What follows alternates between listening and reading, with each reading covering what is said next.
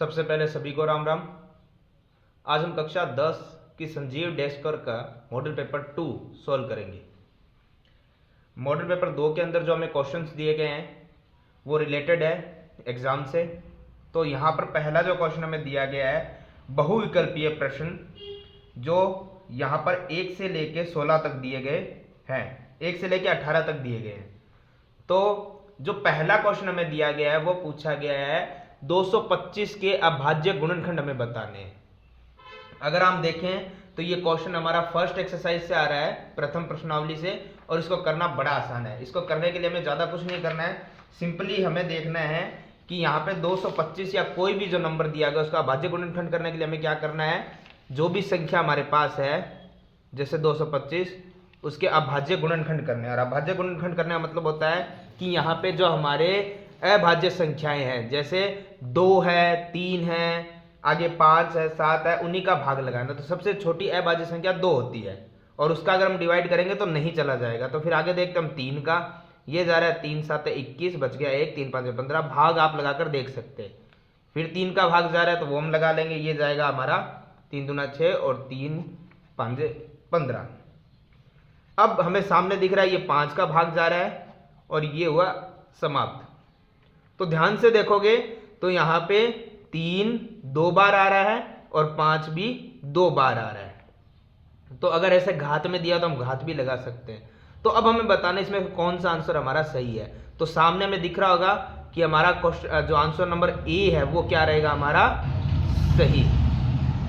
तो हमें वहां पर यही लिख कर आना है कि हमारा जो पहला क्वेश्चन है वो राइट है। तो इस तरीके से क्वेश्चन नंबर 2 जो हमें दिया गया है, यहाँ पर बहुपद दिया गया है जिसके अंदर 3 माइनस एक्स और x माइनस 4 है। इसमें घात बतानी है हमें, कौन सी आएगी, 2 4 0 3। घात हम सभी समझते हैं, जो पावर होती है ऊपर वो बतानी है। और उसके लिए क्या है, जो पावर सबसे बड़ी आ रही है उसके लिए बताने के लिए सिंपल फॉर्मूला यही है कि पहले हमारे पास जो यहाँ पे दिया गया है 3 माइनस एक्स और x माइनस 4, 2 ब्रैकेट है, ये पहले कक्षा में आपने सॉल्व कर रखे हैं। हमें यहाँ पे साफ दिख रहा है कि दोनों ब्रैकेट के बीच में कोई निशान नहीं है, तो किसका हमेशा निशान आता है, गुणा का। और अब सिंपल तरीके से हम ये देखें तो हमें पता है कि जब भी 2 ब्रैकेट हमारे पास होते हैं, 2 कोष्टक हमारे पास होते हैं, तो पहले कोष्टक की पहली संख्या का गुणा हमें करना है पूरे ब्रैकेट से, और ऐसे ही जो बचा हुआ पहले कोष्टक का है उसको लिखना है और उसकी गुणा भी करनी है पीछे पूरे ब्रैकेट से। तो ध्यान से हम देखेंगे यहाँ पे देखो 3 की गुणा जब x से करेंगे तो क्या आएगा 3x, और माइनस 3 की 4 से गुणा करने पे आएगा 12, फिर माइनस x की गुणा x से करने पे क्या आएगा x स्क्वायर आएगा, और यहाँ पर माइनस और माइनस हो जाएगा प्लस, और x की गुणा 4 से करेंगे तो होगा 4x। आगे हम सॉल्व कर लेते हैं। अब ध्यान से देखिए पहले बड़ी घात आएगी जो यहाँ पे स्क्वायर, तो माइनस एक्स स्क्वायर आ जाएगा। फिर हमारे पास आ रही है x, तो x पद हम देखेंगे 3x आ रहा है प्लस का, क्योंकि ये बराबर से इधर उधर नहीं ले जा रहे तो वही निशान रहेगा जो इनके सामने दिए गए। फिर x आ रहा है प्लस का 4x, और बचा है पद हमारे पास माइनस का 12। तो अब हम ध्यान से देखते हैं कि इसमें x square as it is रहेगा। यहाँ पे x देखो दोनों प्लस हो रहे हैं तो प्लस और प्लस हो गए 3x और 4x हो गए 7x, और बचा है माइनस का 12। तो ये हमारी यहाँ पे समीकरण कंप्लीट हो गई है। अब हमें इस समीकरण को सॉल्व नहीं करना, सिर्फ यही बताना घात। तो हमारे पास सबसे बड़ी घात कौन सी आ रही है, यहाँ पे घात आ रही है सबसे बड़ी 2। तो आंसर हमारा क्या हो जाएगा 2। बहुविकल्पीय प्रश्न जो होते हैं बड़े आसान होते हैं, छोटे होते हैं, थोड़ा बहुत उनको समझना होता है तो उनको हम समझ सकते हैं, अदरवाइज वो हमारे लिए क्या होते हैं, बिल्कुल आसान होते हैं। अब क्वेश्चन नंबर 3 जो हमारे सामने है, क्वेश्चन नंबर 3 में हमें दिया गया समीकरण है यहाँ पे एक, जो कि है y माइनस 3/7 और माइनस में x बटे में 2 बराबर में 1। यहाँ पे y बराबर 10 हमें दे दिया गया है, x किसके बराबर होगा वो हमें बताना है, यानी x का मान क्या आने वाला है। तो सिंपली अगर हम देखेंगे तो यहाँ पे हमारे पास समीकरण तो तैयार है, ये रही y माइनस 3/7 और माइनस में x बटे 2 बराबर में 1। लेकिन जहां y है वहां y का मान तो दिया हुआ है, तो हमें एज इट इज y की जगह y का मान 10 रख देंगे, बाकी वैसे का वैसे, और x हमारे पास है नहीं तो हम वैसे का वैसे ही रखेंगे। अब ध्यान से देखो इसको, 10 में से यहां पर क्या हो रहा है, 3 माइनस हो रहा है, तो कितना बचेगा यहाँ पर, यहाँ पे बचेगा 7, और बट्टे में भी कितना है 7। फिर है -x/2 बराबर में 1, एज इट इज हमने लिख दिया। देखो 7 से 7 तो क्रॉस हो गया, तो क्या बचेगा 1। और अब हम ध्यान से देखें तो हमें x का मान निकालना है, तो x को हम एक तरफ ले आते हैं। जैसे ये माइनस का x/2 है, इधर आए किसका हो जाएगा x/2 प्लस का, और ये बराबर में जो 1 प्लस का था वो इधर आए किसका हो जाएगा माइनस का। तो ध्यान से देखो, 1 में से 1 गया, क्या बचेगा 0, और यहाँ पे x छोटे x के बट्टे में जो 2 है वो इधर आके किस में आ जाएगा गुणा में। तो हमें पता है 0 से गुणा करो या भाग करो, उत्तर क्या आना है 0। तो x के बराबर में मान क्या आ गया है 0। तो इस तरीके से हमारा आंसर नंबर जो ए है वो हो जाएगा करेक्ट। अब क्वेश्चन नंबर यहाँ पे जो 4 में दिखाई दे रहा है उसमें दिया गया कि आकृति है QA और PB AB पर लंबवत है। देखो आकृति ध्यान से देखो, सबसे पहले आकृति में हमें ध्यान से दिख रहा है यहाँ पे Q से लेके A तक, ये रहा Q से लेके A तक, और उसमें देखेंगे P से लेके B तक। ये कह रहा है हमारी आकृति में लंबवत है, यानी 90 डिग्री का एंगल कोण बना रहा है। तो ध्यान से देखो, ये त्रिभुज हमें उल्टा दिखाई दे रहा होगा, ये सीधा दिखाई दे रहा होगा। 90 का कोण है तो सीधा है, तो हमें पता है 90 के नीचे वाला आधार हो गया, ये आधार हो गया, और ये उल्टा तो क्या हुआ 90 के नीचे वाला तो आधार ही होता है, और उसके सामने वाला कर्ण होता है, और उसके साथ वाला क्या होता है लंब होता है। चलो अब इसके बाद ये क्या कह रहा है, हमें कह रहा है यदि AO 10 सेमी हमें दे दिया गया है। अब ध्यान से देखो, A से लेके O ये 10 सेमी हमें दे दिया गया है, और BO 6 सेमी दे दिया गया है, ये रहा B से लेके O 6 सेमी दे दिया गया है। अब हमें PB भी दे दिया गया है, PB भी देख लो, PB ये रहा भैया। अगर ध्यान से हम देखें तो ये जो प्रथम आकृति का लंब हमें दे दिया गया है 9 सेमी। अब आखिरी चीज A से लेके Q ये हमें बताना है। तो देखो सबसे पहला काम ये है कि जो हमारी आकृति पूछा है हम उसको x मान लेते हैं, ठीक है। अब हमारे पास यहाँ पे क्या है, x मानने के साथ ही हमें यहाँ पे 2 त्रिभुज मिल रहे हैं, और दोनों त्रिभुज हमें पता है कि हम सीधा तो लंब नहीं निकाल सकते। यहाँ पे कोई नवी प्रश्नावली की तरह एंगल तो हमें दिया हुआ है नहीं, न्यूनकोण तो दिया हुआ है नहीं कि हम साइन कॉस का फॉर्मूला लगा के निकाल लेंगे। ये ध्यान से देखो, तो ये 6ठी प्रश्नावली का सवाल है, और उसमें हमें पता है क्या करना पड़ेगा, त्रिभुजों को समरूप। और त्रिभुजों को समरूप करने का तरीका हमारे पास एक ही है कि त्रिभुज हमने ले लिया, एक तो ले लिया ये वाला बन रहा है कि ये वाला बन रहा है, तो हमने नाम कुछ भी आप कैसे भी लिख सकते हो, हमने ले लिया AOQ या AQO कुछ भी लिख लिया, और दूसरा ले लिया हमने BOP या POB कुछ भी लिख लिया। अब हमें एक चीज ध्यान रखनी है, दोनों त्रिभुजों के अंदर हमें एक चीज ध्यान रखनी है कि दोनों त्रिभुजों के अंदर आप ध्यान से देखिए तो हमारे पास ये कोण A और कोण B दोनों में क्या आ रहा है 90 डिग्री का एंगल बन रहा है, और 90 डिग्री एंगल बन रहा है तो हमें पता है ये आकृति क्या होगी समकोण है, तो बराबर है दोनों के अंदर ये कोण। दूसरी चीज ध्यान से देखो, इस वाले त्रिभुज में ये वाला O और इस वाले त्रिभुज में ये वाला O दोनों क्या है AOQ, नाम तो लिखना पड़ेगा हमें, AOQ लिख दो, इधर लिख दो POB या BOP कुछ भी लिख सकते हो आप। ये क्या है बराबर है, कारण ये आप 6ठी क्लास से पढ़ते आ रहे हो कि इनके कारण क्या होते हैं, ये है शीर्षाभिमुख कोण। तो हमें पता है कि जब 2 त्रिभुजों में कोण 2 बराबर आ जाए तो वो आकृति क्या हो जाती है समरूप हो जाती है, ठीक है। और समरूप त्रिभुजों के संगत भाग क्या होते हैं समानुपाती होते हैं, बराबर नहीं होते हैं, ये होते हैं हमेशा समानुपाती। तो समानुपाती के लिए देखो एक हम वो लेंगे जो हमें दिया गया और हमसे पूछा गया है। देखो एक तो हमें पता दोनों का आधार दिया गया था, इसका आधार क्या था 10, नाम भी लिख सकते हो पहले फिर भुजा लिख लेना। इसका आधार कितना था, इसका आधार हमारे पास था 6, बराबर में दूसरा भाग हम वो लेंगे जो हमसे पूछा जा रहा है, इसका हमसे पूछा जा रहा है लंब जो हमारे पास है नहीं, आप सीधा लिख लेना AQ हमने लिख लिया है x मान लिया, आप कुछ भी लिख सकते हो। और दूसरे वाले भाग का लंब हमें 9 सेमी दिया गया था तो हम वो लिख लेंगे। अब ध्यान से देखो समानुपाती भाग क्या हो रहे हैं, हमें x को इधर ही रखना है और हमारा यहाँ पे 10/6 था, ये 9 जो भाग में था वो इधर आए किसी में आ जाएगा गुणा में। अब आप काट सकते हो, गुणा कर सकते हो, डिवाइड कर सकते हो, कुछ भी कर सकते हो। तो यहाँ पे ध्यान से देखो क्या हो रहा है, यहाँ पे हो रहा है x बराबर में 10 की गुणा जब 9 से करेंगे तो आएगा 90 और उसमें 6 का भाग लगाएंगे तो इजीली लग जाएगा, ये आएगा 15 सेमी। ऑप्शंस इसमें आएंगे आपके पास, शायद मैंने लिखे नहीं है बट ऑप्शन मिलेगा आपको, तो आपको 15 सेमी का जो ऑप्शन आएगा उस पर टिक कर देना है। तो इस तरीके से हमारा क्वेश्चन नंबर जो 4 है वो भी कंप्लीट हो जाएगा। क्वेश्चन नंबर 5, पहले का ही 5 है, ये बहुविकल्पीय जो हमारे प्रश्न है उसका क्वेश्चन नंबर 5 दिया गया है। यहां पे हमें दिया गया है कि बिंदुओं ए जिसका निर्देशांक भी हमें दिए गए हैं और बी के भी दिए गए हैं और उनको मिलाने वाले रेखाखंड के मध्य बिंदु के निर्देशांक ज्ञात करने हैं। तो एक चीज हम समझेंगे, यहां समझेंगे मध्य बिंदु के निर्देशांक ज्ञात करना है, तो ये 7वीं प्रश्नावली का सवाल है और मध्य बिंदु के निर्देशांक ज्ञात करने का तरीका हमें आता होगा और नहीं आता है तो उसके लिए जो उसका फॉर्मूला उसे आप याद कर लीजिए क्योंकि उसी से हमारा ये सवाल होगा।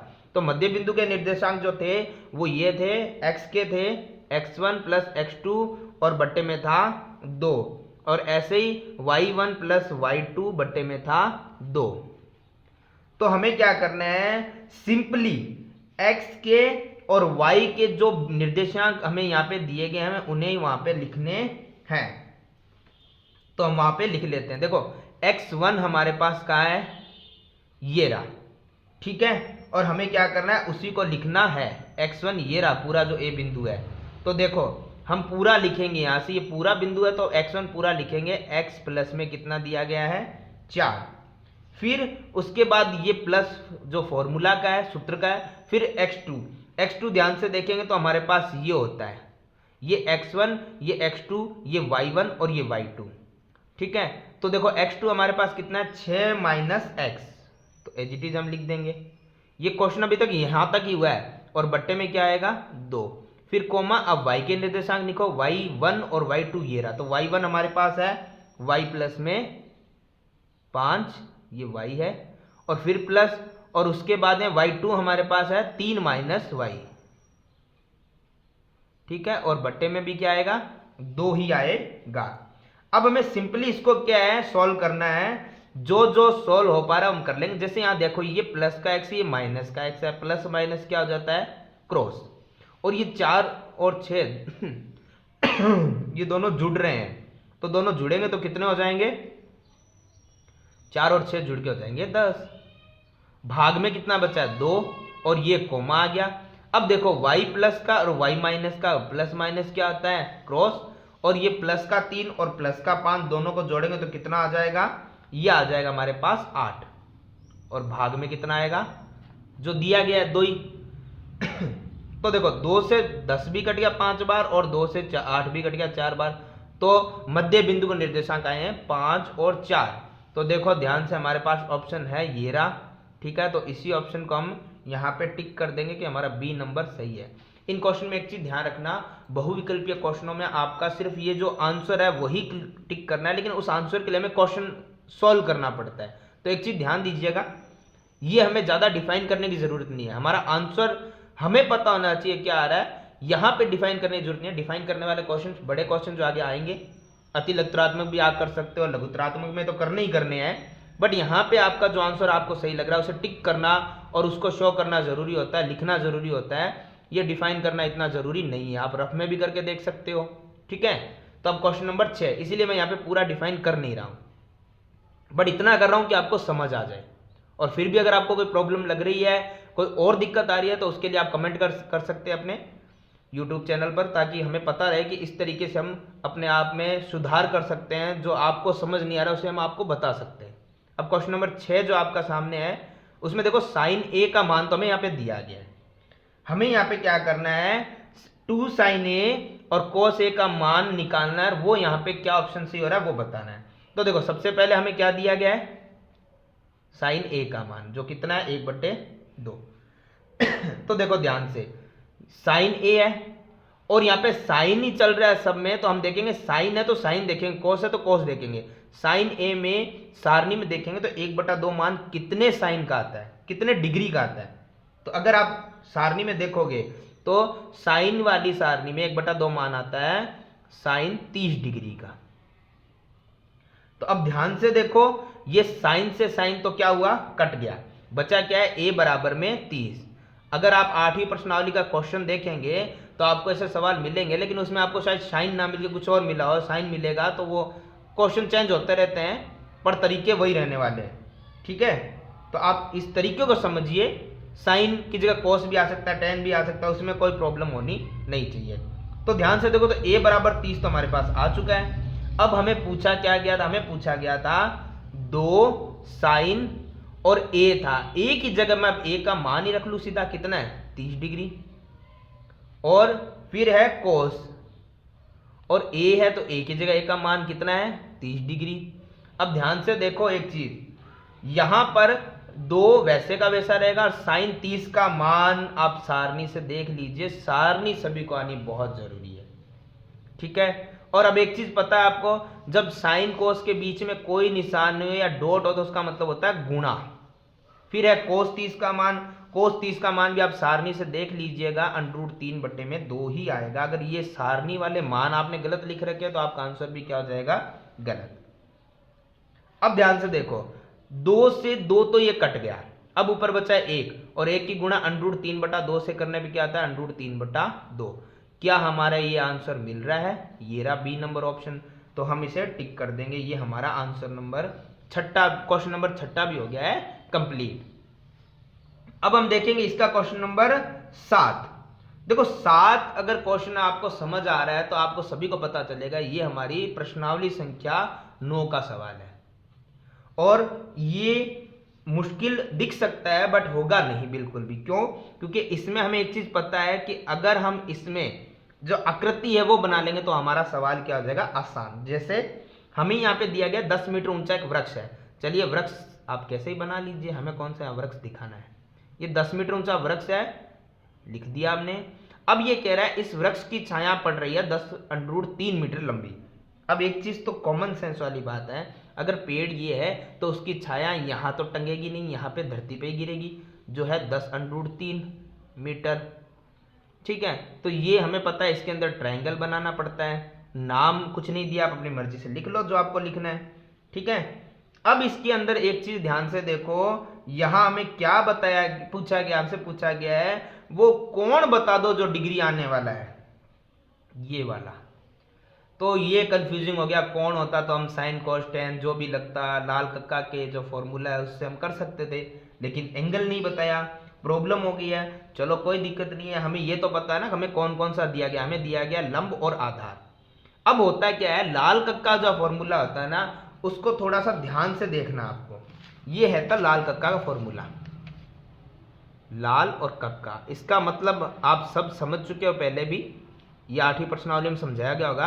अल बटा के ये होता है लंब बटा कर्ण जो साइन का मान है, आधार बटा कर्ण होता है कोस का मान, लंब बटा आधार होता है टेन का मान। फिर उसके बाद फिर कोट सेक कोसेक वो उल्टे शुरू होता है, आधार बटा लंब कोट का, कर्ण बटा आधार होता है हमारे सेक का, और कर्ण बटा लंब होता है कोसेक का। तो ये तो हमें पता है सबको। अब इस सवाल में ध्यान से देखो तो यहाँ पे हमारे पास कर्ण तो ना दिया गया ना पूछा गया, हमें सिर्फ लंब और आधार दिया गया है। तो देखो लंब बटा आधार अगर हम लेंगे तो हम यहाँ पे क्या लगा सकते हैं, टेन। तो हम उसी तरीके से करेंगे कि हमारे पास मान शायद टेन का ही आ रहा है, अब कितने डिग्री आ रहा है वो अभी हम कंफ्यूज है तो हम थीटा लगा देते हैं। ठीक है, और टेन का मान होता है लंब बटा आधार लाल कक्का के फॉर्मूले से। ठीक है, तो लंब हमारे पास है 10 और आधार हमारे पास है 10/√3, ये हमें दिया गया है। तो देखो इस सवाल में 10 से 10 तो कट गया, तो टेन थीटा बराबर बच्चा है, ऊपर बचा है 1 बट्टे में बचा है √3। तो देखो ये पिछले सवाल की तरह ही है कि यहाँ पर टेन है, ठीक है, और बराबर में ध्यान से देखो थीटा है, और 1/√3 की जगह मैं क्या लिख सकता हूँ, टेन है तो टेन का मान ही लिखूंगा। तो टेन की सारणी में 1/√3 मान कब आता है, जब टेन कितना हो 30 डिग्री। तो टेन से टेन घट गया, थीटा बराबर कितना आ गया 30, थीटा मतलब वो एंगल, तो एंगल ही तो हमसे पूछा गया था कितना आ रहा है 30 डिग्री। तो इस तरीके से हम सवाल कर सकते हैं। कुछ बच्चों के ये भी प्रॉब्लम थी कि सर कई बार हम क्या लंब बटा आधार ना मानकर आधार बटा लंब भी तो मान सकते हैं, जैसे पहले आधार और फिर लंब को ले लिया, चलो कोई दिक्कत नहीं, हम आधार बटा लंब भी लेंगे तो वो हो जाएगा मान किसका, कोट का, है ना। ठीक है, तो आधार हमारे पास आया है 10/√3, यही आ रहा है, और लंब हमारे पास आ रहा है 10, तो फिर आप ऐसे करोगे सवाल को, और बराबर में कोट थीटा हमें पता नहीं है, तो देखो 10 से 10 कट गया, बचा √3 बराबर में कोट थीटा। अब कोट है तो कोट का मान ही लगाएंगे ना, तो कोट की सारणी के अंदर आप ये समझिए √3 कब आता है, जब कोट कितना हो 30 डिग्री, तो कोट से कोट कट गया, थीटा बराबर कितना आना है 30, तो आंसर तो वैसा का वैसा ही आना है, चाहे आप सवाल को कैसा भी घुमा लो। समझ गए। तो इस तरीके से इन सवालों को हम कर सकते हैं, समझ सकते हैं, बस थोड़ा सा स्टेप का आप ध्यान रखिए, हमें ये भूलना नहीं है। अगर ये हमने ध्यान रख लिया तो ये हमारे सवाल क्या हो जाएंगे, आसान हो जाएंगे। समझ गए। अब क्वेश्चन नंबर आ रहा है 8, जो बड़ा आसान सा है। कैसे, क्योंकि ये हमारा जो क्वेश्चन आ रहा है वो शायद 11वीं प्रश्नावली से आ रहा है, हमारा 11वीं से आ रहा है, 10वीं से आ रहा है, ये कि एक वृत्त की कितनी स्पर्श रेखाएं हो सकती है। देखो वृत्त जो होता है ना, एक चीज ध्यान रखना, ये जो वृत्त होता है, ठीक है, इस पे स्पर्श रेखाएं जो ये स्पर्श करती हुई लाइनें होती है, ये होती है स्पर्श रेखाएं। तो एक वृत्त के ऊपर हम पता है कितनी स्पर्श रेखाएं खींच सकते हैं, ये पूछा जा रहा है। देखो खींचने को आप कितनी भी खींच सकते हो, टेढ़ी मेढ़ी जैसी भी आप खींचे, स्पर्श होनी चाहिए। ठीक है, तो यहाँ पे ऑप्शन हमें दिए गए हैं कि आप 1 खींच सकते हैं, अनंत खींच सकते हैं, 3 खींच सकते हैं, या पता ही नहीं है कितनी खींच सकते हैं। तो सिंपल सी बात है, बता सकते हैं एक वृत्त पे स्पर्श रेखाएं कितनी खींच सकते हैं, अनंत, यानी जिनकी गिनती भी ना हो इतनी खींची जा सकती है, कोई गिनती में आती नहीं है। तो इसका आंसर तो बड़ा आसान सा था और हो गया है समाप्त। सवाल नंबर 9, हमें यहाँ दिया गया है वृत्त के चतुर्थांश का परिमाप क्या होगा यदि वृत्त की त्रिज्या r है। देखो सबसे पहले समझना होगा हमें वृत्त का चतुर्थांश होता क्या है। अगर हम एक वृत्त बना लेते हैं रफली, तो हमें पता है ये वृत्त जो होता है ना हमारा, इसका जो ये चौथा भाग जो होता है, ये होता है वृत्त का चतुर्थांश। नाम से ही आपको पता चला चतुर्थांश यानी चौथा भाग। ठीक है, तो हमें क्या करना है, ये जो चौथा भाग आपको दिखाई दे रहा है ना, ये वाला भाग जो मैं हाईलाइट कर रहा हूं, इसका परिमाप हमें बताना है, पूरे का हमें बताने की आवश्यकता नहीं है। तो एक चीज ध्यान दीजिए, पहले हम वृत्त का परिमाप का सूत्र देखते हैं। वृत्त की परिधि ही वृत्त का परिमाप होता है, तो उसका सूत्र होता है 2πr। लेकिन ये पूरे वृत्त का है, हमें चौथे भाग का चाहिए। चौथे भाग का मतलब 4 का भाग कर दो तो चौथे भाग का हमारे पास परिमाप आ जाएगा। इसमें एक चीज समझनी और है, पहले 2 1 कम 2, 2 दूना 4, यानी कि ऊपर बचा 1πr और बटे में बचा है 2। ये एक आप लगाओ चाहे नहीं लगाओ कोई फर्क नहीं पड़ता, ये आया। अब एक चीज ध्यान दो, हम चौथा भाग ले रहे हैं ना, तो चौथे भाग में आपका ये होती है परिधि। ठीक है, तो ये मतलब यहां तक का आपको ये परिधि होती है ना, यानी ये परिमाप होता है। तो हम तो सिर्फ चौथे भाग का ले रहे हैं, तो चौथे भाग का परिमाप इतना तो आ गया है, लेकिन हमें ये भी चाहिए, और ये क्या है, ये है r। ये क्या है, r, यानी हम त्रिज्या को 2 बार जोड़ेंगे तो ये वाली तो परिधि आ रही है। दोबारा मैं समझा दूं, परिधि होती है हमारी ये वाली। तो इसमें हमने क्या किया, चौथे का भाग दे दिया, तो चौथे भाग का हमारे पास यहाँ पर परिधि यानी परिमाप तो आ गया, लेकिन हमें इतना पूरा चाहिए, तो हमें ये और ये भी चाहिए। ये का मतलब है इस भाग को और इस भाग को भी जोड़ना पड़ेगा। तो ध्यान से देखो, ये वाला भाग है r, ये वाला भाग है r, ये हम इसमें जोड़ देंगे r + r, तो हमारे इस चौथे भाग चतुर्थांश के परिमाप यानी परिधि आ जाएगी। तो अब ध्यान से देखो, देखो यहाँ पे तो 1 लिखो चाहे मत लिखो, यहाँ पे हमें पता है कि πr तो आ रहा है। ठीक है, तो हमने क्या किया, πr एज इट इज लिख दिया, बटे में 2 था, प्लस में ये r और r जुड़ के कितनी हो गई थी, 2r हो गई थी। अब इस सवाल में एक चीज ध्यान दो, बटे में 1 है, प्लस माइनस हो तो बटे वाली संख्या क्या करते हैं हम, एलसीएम। 2 और 1 का एलसीएम कितना आएगा, 2।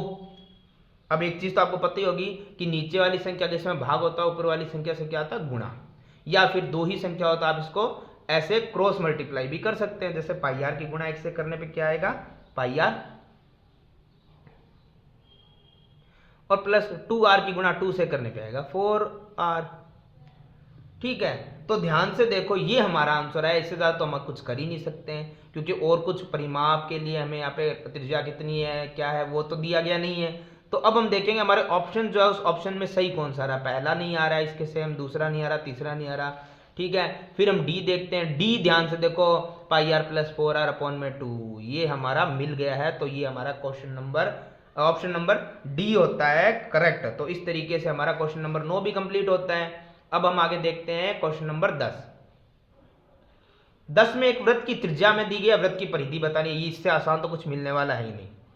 वृत्त की परिधि, जैसे मैंने बताया था परिधि या परिमाप एक ही होता है। ठीक है, तो 2 है। ठीक है, अब एक चीज समझिए, यहाँ पे पाई का तो मान हमें रखना होता है, और ये तब लिख रहे हैं क्योंकि जब आर दी गई है हमें, यानी त्रिज्या। अब हमें करना है कि आप पॉइंट से परेशान हो तो पॉइंट को हटा दो, और नहीं हो तो फिर गुणा कर लेना। ठीक है, अब ये हटाना बेस्ट रहेगा मेरे ख्याल से, बाकी आप पे डिपेंड करता है। ये पॉइंट हटाना तो सबको आता ही है। देखो 7 से अब ये बचा 35, 5 बार डिवाइड होगा, 5 से 10 जा रहा है 2 बार, और 2 से 2 चला गया 1 बार। तो देखो ऊपर क्या बचा है अब 22, और नीचे क्या बचा है कुछ नहीं। तो कितना आया था, ये आ गया 22 सेमी, ऑप्शन बी। अब आगे क्वेश्चन नंबर 9 देख लेते हैं, सॉरी 11वां देख लेते हैं। 11वें क्वेश्चन में दिया है घन का संपूर्ण पृष्ठीय क्षेत्रफल दे दिया है, घन की भुजा बतानी है। ऐसे सवालों के लिए मैंने आपको पहले ही बोल रखा है कि आपको जितने भी प्रश्नावली 12 के जो फॉर्मूले हैं वो सारे हमें याद करने पड़ेंगे। तो यहाँ पे घन का संपूर्ण पृष्ठीय क्षेत्रफल, देखो घन का संपूर्ण पृष्ठीय क्षेत्रफल के लिए सबसे पहले हमें क्या चाहिए, जो दिया गया है 486 सेमी स्क्वायर। अब एक चीज ध्यान देखना भैया, संपूर्ण पृष्ठीय क्षेत्रफल का सूत्र आता है हमें 6 गुणा भुजा स्क्वायर, और बाकी सामने वाला एज इट इज। अब एक चीज ध्यान दीजिएगा, यहाँ पर करना क्या हमें, 6 जो हमारा है एक बार भुजा स्क्वायर एज इट इज रहेगा, ये 6 जो गुणा में है वो इधर कहाँ जाएगा, भाग में। अब भाग अगर हम लगाएंगे तो ये जाएगा पूरा पूरा 81 बार। अब हमें एक चीज पता है कि जब भुजा के ऊपर से स्क्वायर हटाएंगे तो सामने वाले नंबर पे ये क्या चला जाएगा, स्क्वायर रूट, यानी वर्गमूल। और 81 का जब वर्गमूल करेंगे तो ये आएगा उत्तर 9 सेमी।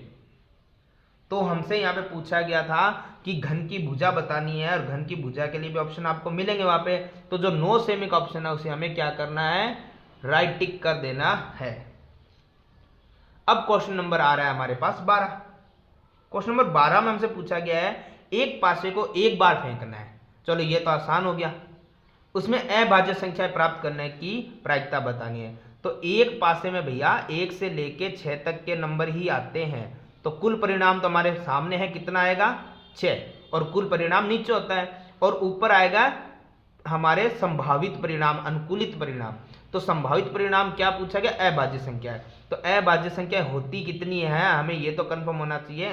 देखो भैया ध्यान रखना, अभाज्य संख्या हमारे पास होती है एक तो 2, एक 3, 4 नहीं होती है, और 5 होती है, 6 नहीं होती है। ठीक है, और ये सभी को पता होना चाहिए अभाज्य और भाज्य क्या होती है। तो अभाज्य हमारे पास 3 संख्याएं हैं, तो 3 लिखेंगे, और कट रहा है तो काट देंगे, 1/2 आ जाएगा। तो हमारा आंसर सही आ रहा है ए नंबर। अब हमारा क्वेश्चन नंबर है 13। यहां पे हमें दिया गया है दो संख्याओं का गुणनफल 1080 है, मैं से भी दे दिया गया, लैसे में ज्ञात करना है। सिंपल अगर आप समझो इस चीज को तो हमें एक ही चीज का ध्यान रखना है, आंसर में सूत्र होता है एक तो दोनों संख्याओं का गुणनफल बराबर में मैस इंटू लैस है।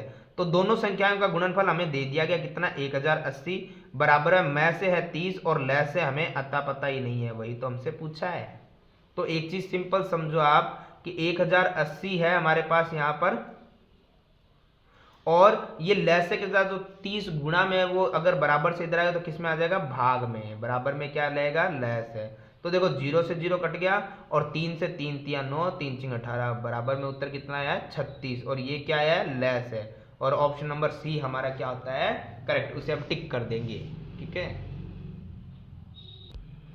सवाल नंबर 14, हमें यहाँ पर द्विघात बहुपद दिए गए हैं और उसके शून्य क्या आएंगे वो बताने में। तो देखो सिंपल से तरीका ये है, जो हमारी यहाँ पे x² - 6x + 8 द्विघात बहुपद है, उसमें एक चीज ध्यान रखिएगा कि हमें गुणनखंड तरीके से हम इसे सॉल्व कैसे कर सकते हैं और शून्य कैसे निकाल सकते हैं। पहला पद वैसे ही रहेगा, आखिरी वैसे ही रहेगा, ये मैंने पहले भी समझा रखा है पर फिर भी हम दोबारा समझ लेते हैं। ठीक है, अब हमें करना क्या है, इसमें एक चीज ध्यान रखनी है कि पहले पद और आखिरी पद को एज इट इज लिख तो देंगे परंतु उनकी गुणा भी की जाती है, जो हम रफली ध्यान रखेंगे। देखो यहाँ पे जो पहला पद है उसके साथ कुछ नहीं है, 1 माना जाएगा और यहाँ पे 8 है। 1 और 8 की गुणा करने में कितना आएगा, 8, और इसका हम क्या करेंगे, अभाज्य गुणनखंड। यही आ रहा है 2 गुणा 2 गुणा 2। तो हमें पता है ये जो हम करते हैं अभाज्य गुणनखंड, ये बीच वाली संख्या के टुकड़े होते हैं।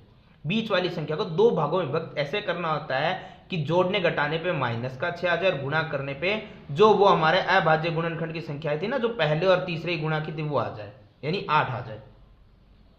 तो एक चीज समझना में यही है यहाँ पर कि यहाँ पे 2 गुणा 2 गुणा 2 आ रहा है। अब 3 संख्याओं में तो हमें रखना नहीं, हमें 2 में ही रखना है। तो खुद थोड़ा सा ध्यान देना है कि 2 दूना 4 और 2 करूंगा तो यहाँ पे दोनों को प्लस करने पे 6 भी आ जाएंगे और दोनों गुणा करने पे 8 भी आ जाएंगे। तो मैं ये 2 लिख देता हूँ। अब 2 को 4 को आगे रखना है या 2 को आगे रखना है, ये भी आप खुद डिसाइड कर सकते हैं, कैसे भी लिख सकते हैं। जैसे 4 को आगे लिखिए या 2 को आगे लिखिए, दोनों ही सही रहेगा, कोई गलत नहीं होगा।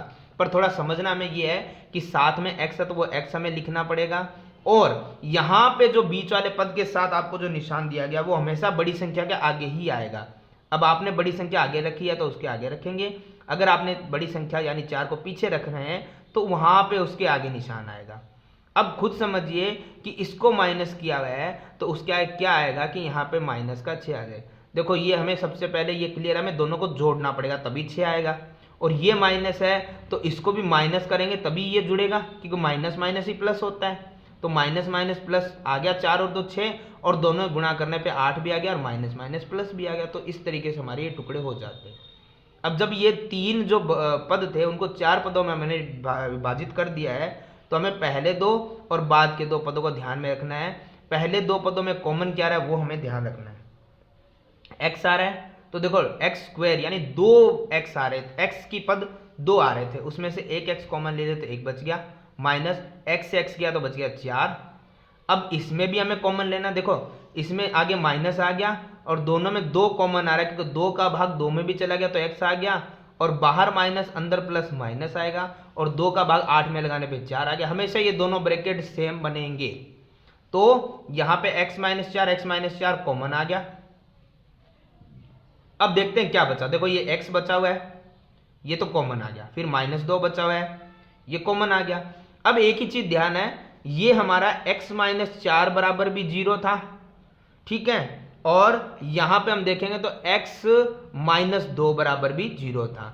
तो ये x, ये माइनस का 4 इधर आएगा तो किसका आ जाएगा, प्लस का 4, और ये x, ये माइनस का 2 इधर आएगा तो किसका आ जाएगा, प्लस का। तो ये प्लस लगाना जरूरी नहीं है, ठीक है। तो अब हमारे पास x के जो पद आ रहे हैं उनके शून्य का 1 4 और 1 2। तो हम देखेंगे हमारा ऑप्शन कौन सा सेट बैठ रहा है। ध्यान से देखो तो हमारा ऑप्शन कौन सा सही आ रहा है, दोनों प्लस के। ये तो एक माइनस का आ गया, ये दोनों माइनस के आ गए, ये एक माइनस का आ गया, दोनों प्लस के आ रहे हैं। तो ये हमारा ऑप्शन नंबर कौन सा सेट बैठ रहा है, ये आ रहा है हमारा ए नंबर। तो इस तरीके से हमारा क्वेश्चन नंबर 9 भी होता है कंप्लीट। अब हमें देखना आगे क्वेश्चन नंबर क्वेश्चन नंबर 14 होता है कंप्लीट। अब क्वेश्चन नंबर देखते हैं हम 15। क्वेश्चन नंबर 15 में देखो हमें एक समीकरण दे दी गई है और उसको संतुष्ट करने वाला युग्म, देखो ये होते हैं निर्देशांक, पहला x का दूसरा y का। तो देखो हमें यहाँ पे इन ऑप्शंस को यहाँ पे रख के देखना है कि x और y के मान रखने पे हमारा ये आंसर आ जाए, ये किसको रखने पे आएगा। तो ये हमें क्या करना है, इसके लिए कोई फॉर्मूला नहीं है, ये हमें सॉल्व करके देखना है रफ में, ठीक है। तो हम देखते हैं यहाँ पे, जैसे मैं देखता हूँ यहाँ पे 3 है, x के साथ मैं पहला पद एक बार रख के देखता हूँ, अगर ये नहीं आएगा तो दूसरा अटेंड करेंगे हम, और इसमें टाइम नहीं लगने वाला है। 2 है, y की जगह y का मान रख देते हैं और बराबर में 11 आना चाहिए। तो 3 1 कम 3, 4 दूना 8 और दोनों को जोड़ने पे 11। पहला ही ऑप्शन हमारा सही आ गया है, तो आगे हमें देखने की आवश्यकता नहीं है, क्योंकि संतुष्ट एक ही युग्म होगा, बाकी 3 असंतुष्ट होने वाले हैं। अगर ये असंतुष्ट पूछता तो असंतुष्ट एक युग्म देता, बाकी संतुष्ट होते। तो अभी संतुष्ट वाला पूछा है तो पहला संतुष्ट है, तो हमारा ये आंसर क्या हो गया, सही। अब हम देखेंगे आगे क्वेश्चन नंबर 16। ध्यान से देखिए, यहां पे आपको 2 त्रिभुज दिए गए हैं और दोनों त्रिभुज क्या है, समरूप है। चलिए पहली चीज क्लियर है। अब इसमें कोण ए दे दिया गया है, ई दे दिया गया, सी पूछा है। देखो समरूप आकृति का मतलब क्या होता है, छोटे या बड़े से मतलब नहीं होता है, ठीक है। उसके भाग समानुपाती होते हैं और कोण बराबर होते हैं, कोण एकदम बराबर होते हैं, ठीक है। तो इसमें हमें क्या है, एक तो है एबीसी तो हम क्या करते हैं, यहाँ पे एक बना लेते हैं जिसका नाम देते हैं ए बी सी, और दूसरे का नाम हमें दिया है डी ई एफ, और ये दिए हुए हैं तो हमें यही नाम रखने पड़ेंगे, हम अलग से नहीं रख सकते। अब ध्यान से देखिए, ए यहां पे दिया गया हमें 40 डिग्री, ई यहां पे हमें दिया गया है 80 डिग्री, और सी हमसे पूछा है। तो देखो पहली चीज हमें क्या दी थी, यहां पे पहली चीज हमें ये दी थी, दोनों त्रिभुज समरूप है। समरूप के संगत भाग समानुपाती होती है भुजाएं, और कोण बराबर होते हैं। तो अगर इसमें 40 है तो इसमें भी क्या होगा, 40। बी सॉरी ई इसमें 80 है तो इधर वाला बी भी क्या होगा, 80। अब हमें पता है कि सी पूछा है या एफ पूछा है, हमें वो उस कोण पे जाना है। तो देखो त्रिभुज होता है, त्रिभुज के तीनों कोणों का योग कितना होता है, ये चीज थोड़ा हमें देखना पड़ेगा, ठीक है। त्रिभुज के तीनों कोणों का योग कितना होता है, 180, जिसमें से दो कोण हमें दे दिए गए हैं। तो हम यहाँ पे लिख सकते हैं कि 40 और 80, और तीसरा कोण हो गया कोण सी, और त्रिभुज के तीनों कोणों का योग होता है 180। ये दोनों जोड़ने पे 120 आ गए, और सी एज इट इज वैसे का वैसा रह गया, बराबर में कितना है, 180। तो ये कोण सी है 180 है, ये प्लस का 120 इधर आया, किसका आ गया, माइनस का, यानी कोण सी बराबर कितना आया, 60 डिग्री। अब आपसे सी पूछा, अगर अब पूछ ले तो कितना आएगा, ये भी 60 है, क्योंकि दोनों समरूप आकृतियां हैं तो उनके कोण क्या रहेंगे, बराबर। तो इस तरीके से हमारा आंसर नंबर आ गया बी, 60 डिग्री करेक्ट है। अब हमारा क्वेश्चन नंबर है 17। ये क्वेश्चन नंबर हमारा ध्यान से देखें तो 9वीं प्रश्नावली का है, जो हम समझ चुके हैं। इसके लिए एक ही है काम हमें करना है, एक तो हमें जो त्रिकोणमितीय सारणी है प्रश्नावली 8 में, उसे हमें याद रखना पड़ेगा। उसके जितने भी मान हैं उसको मैंने बनाने की जो ट्रिक है वो पहले बता रखी है, आप वापस से देख सकते हैं उसे। सारणी बनानी आती है तो ये सवाल हमारे लिए आसान रहेगा। देखो सवाल में क्या दिया हुआ है, सवाल में दिया एक पहाड़ी की ढलान है, ठीक है, जो 60 डिग्री का कोण बनाती है। चलिए तो यहाँ पे हमें एक चीज ध्यान रखनी है कि एक पहाड़ी दी हुई है, पहाड़ी की ढलान तो ऐसी होती है ना भाई, और उस पे क्या दिया हुआ है, 60 डिग्री का एंगल बन रहा है। चलो 60 डिग्री का एंगल बन गया, ठीक है, और उस पहाड़ी से जो है वो तो सीधी है ना ऊपर आगे जाके एकदम। चलो फिर उसके शिखर तक पहुंचने में 500 मीटर चलना पड़ेगा। देखो 60 डिग्री का एंगल है, वहां से अगर शिखर तक चलेंगे, पहाड़ी पे ऐसे नहीं चला जाएगा, ऐसे ही चला जाएगा ढलान से ऐसे, तो वो 500 मीटर है, ठीक है। पहाड़ी की ऊंचाई हमें ज्ञात करनी है, नाम कुछ है नहीं, आप कुछ भी लिख सकते हो। तो देखो एक हमें कर्ण दिया हुआ है और हमें यहाँ पे लंब पूछा है। जैसे मैंने बताया था, सिर्फ इन दो चीजों पर ध्यान देना, एक पूछा जाए एक दिया जाए, तीसरी को आप भूल जाइए। तो हमारे पास यहाँ पे लंब और कर्ण है, तो हमें उन्हीं सारणी उन्हीं साइन को से उन्हीं का ध्यान रखना पड़ेगा जो हमारे यहाँ पे लंब और कर्ण से संबंधित हो। तो देखो ध्यान से, यहाँ पे लाल कक्का में लंब और कर्ण आ रहे हैं। अगर लंब बटे कर्ण लिखोगे तो साइन, और कर्ण बटे लंब उल्टा लिखोगे तो होगा कोसेक। आप कैसे भी लिख लीजिए, दोनों तरफ से आंसर आ जाएगा। तो हम देखते हैं, यहाँ पर दिमाग लगाते हैं कि चलो हमने पहले h यानी ऊंचाई लंब ऊपर लिख लिया और उसके नीचे लिख लिया कर्ण। तो ये किसका मान आया, ये तो साइन का आया, और कितने डिग्री आया, 60 डिग्री आया।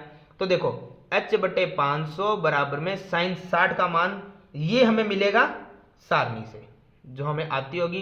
तो √3/2 लिख देंगे, वरना गलत लिख के अपने नंबर कटवा लेंगे, और वो मुझे पता है आप गलत तो नहीं करोगे। अब ध्यान से देखिए, h है, ये 500 जो भाग में था बराबर के उधर जाएगा तो किस में जाएगा, गुणा में, और √3 बटे में क्या है, 2। अब देखो 2 से 500 ये तो कट सकता है 250 बार, पर √3 नहीं कट सकता। बट्टे में √ होता तो परमीकरण करना पड़ता, लेकिन बट्टे में नहीं है, तो ये हमारा आंसर क्या हो गया, यहाँ पे कंप्लीट, रुक गया सवाल, अंत हो गया सवाल का। तो हमारे यहाँ पे ऑप्शन देखने हैं कि 250 √3 मीटर, सी नंबर आ रहा है। तो इस तरीके से हमारा क्वेश्चन नंबर जो 17 है उसका ऑप्शन नंबर सी हो जाएगा सही। अब हमारे पास जो पहला बहुविकल्पीय क्वेश्चन था उसका आखिरी वाला पॉइंट आ रहा है, 18वां क्वेश्चन, जिसमें हमें दिया गया है, ये भी नवीं प्रश्नावली की है, इसमें हमें दिया गया है 50 मीटर ऊंचा एक प्रकाश स्तंभ है। ध्यान से देखेंगे, यहां पे एक 50 मीटर ऊंचा, ठीक है, कम जगह है तो हम कम जगह में बना लेते हैं। वैसे ही पता है कि इसमें ऑप्शन सही होने चाहिए, तरीका आप पीछे रफ में भी करके देख सकते हैं। तो 50 मीटर ऊंचा एक प्रकाश स्तंभ है, ठीक है, और उसके शिखर से एक अवनमन कोण बन रहा है। अवनमन कोण पता है ना, ऊपर बनता है, और उन्नयन कोण जो नीचे बनता है। तो ये 60 डिग्री बना के दिया है। नाव की प्रकाश स्तंभ से दूरी बतानी है। देखो नाव येरी और इसकी जो प्रकाश स्तंभ है इसके बीच की दूरी है ना, ये हमें बतानी है, और ये क्या हो गया, आधार। अब अवनमन कोण को उन्नयन कोण कैसे बनाना होता है, सिंपल है, जो अवनमन होता है वो उन्नयन होता है, लेकिन हमें पता है इसको बराबर कैसे करते हैं। ये होता है जो जड में बन रहा है वो होता है एकांतर कोण। तो ये 60, ये जड में एकांतर कोण बराबर हो जाएगा, तो 60 डिग्री आ गया। अब हमारे पास एक है लंब और आधार हमें बताना है। तो ध्यान से देखो कि लंब और आधार दोनों किस में आ रहे हैं, ये आ रहा है लंब बटा आधार। अगर आप लोगे तो tan में, और आधार बटा लंब लोगे तो कोट में। और ये मैं पहले ही समझा सका हूं, कोट या tan ऊपर नीचे उल्टे हो तो आप कैसे भी ले सकते हो, आंसर दोनों से आ जाएगा, मान हमें याद होने चाहिए। तो जैसे मैंने ले लिया यहाँ पे, जो पूछा है उसको ऊपर रख लिया, तो मैंने रख लिया आधार को। आधार मेरे पास नाम आप कुछ भी लिख सकते हो या एक्स मान सकते हो, जैसे भी आपको सुटेबल लगे, वरना ABC नाम भी लिख सकते हो। बट्टे में आ गया हमारा लंब। तो देखो आधार बटे लंब आधार बटे लंब किस में होता है, दोबारा से हम देख लेते हैं। आधार बटे लंब होता है हमारा कोट में, क्योंकि आधार बटे लंब हमारा किस में आ जाएगा, कोट में, ठीक है। और डिग्री कितना है, 60 डिग्री है। तो x बट्टे में 50 है। अब आया यहां पर 60 डिग्री, कोट 60 डिग्री। तो एक चीज हमें ध्यान रखनी पड़ेगी, यहां कोट जो 60 डिग्री है उसका मान हमें याद होना चाहिए। उसका मान होता है 1 बट्टे में √3। अब हमें पता है कि हमें सिर्फ x को इस तरफ रखना है, बाकी सभी को उधर ट्रांसफर करना है। तो जो 50 भाग में है वो कहां चला जाएगा, गुणा में चला जाएगा, और बट्टे में क्या है, √3। अब हम सोचते हैं ये सवाल कंप्लीट हो गया, लेकिन सवाल कंप्लीट वैसे अगर ऑप्शन के हिसाब से देखें तो हमारा सवाल कंप्लीट हो गया है, क्योंकि यही हमसे ऑप्शन में दिया गया, यही है एक्चुअली। तो हम इसे टिक कर सकते हैं। बट अगर मैं आपको ये आगे के हिसाब से बता रहा हूं, अगर ये हमारा लघुतरात्मक क्वेश्चन जो हमें दिया गया है, जो हमें पूरा डिफाइन करके सॉल्व करके दिखाना बताना है, तो उसमें हमारा ये आंसर अभी कंप्लीट नहीं हुआ, ये ध्यान रखिएगा। वो रफ में आपको समझाता हूँ। वैसे ये आंसर कंप्लीट हो गया, ऑप्शन मिल गया है, तो ऑप्शन अगर आपको जहां पे मिल जाए तो वो हमारा कंप्लीट ही होता है, हमें तो ऑप्शन से मतलब है। बट अगर ऐसा सवाल हमें लघुतरात्मक में दिया तो ध्यान रखिएगा, जैसे ये हमारा अभी आया 50 बटे √3, ये हमारा x है, ये कंप्लीट नहीं है। क्यों, क्योंकि बट्टे में जब भी अंडरूट की संख्या आती है उसका परमीकरण हमें करना आवश्यक हो जाता है। तो ये आएगा 50 √3, और बट्टे में क्या हो गया, √3 गुणा √3 से करने पे आ गया है 3। अब ये कट नहीं रहा है तो हम इसको यहीं छोड़ देंगे, और बट्टे से √3 समाप्त हो गया है। अगर यहाँ पे ये कट रहा था तो हम उसको सॉल्व कर देते हैं। तो ध्यान रखिएगा, जब भी लघुतरात्मक करो हम पूरा सॉल्व करेंगे, और अगर ऑप्शन वाइज है तो अगर ऑप्शन मिल गया तो हम उसको वहीं पर छोड़ देंगे। क्यों, क्योंकि ये ऑप्शन यहाँ पे कहीं दिया हुआ नहीं था, तो इसको हम यहाँ पे ही समाप्त कर रहे हैं। तो इस तरीके से हमारा जो मॉडल पेपर नंबर 2 है उसका जो पहला क्वेश्चन है बहुविकल्पीय प्रश्न, वो होते हैं कंप्लीट।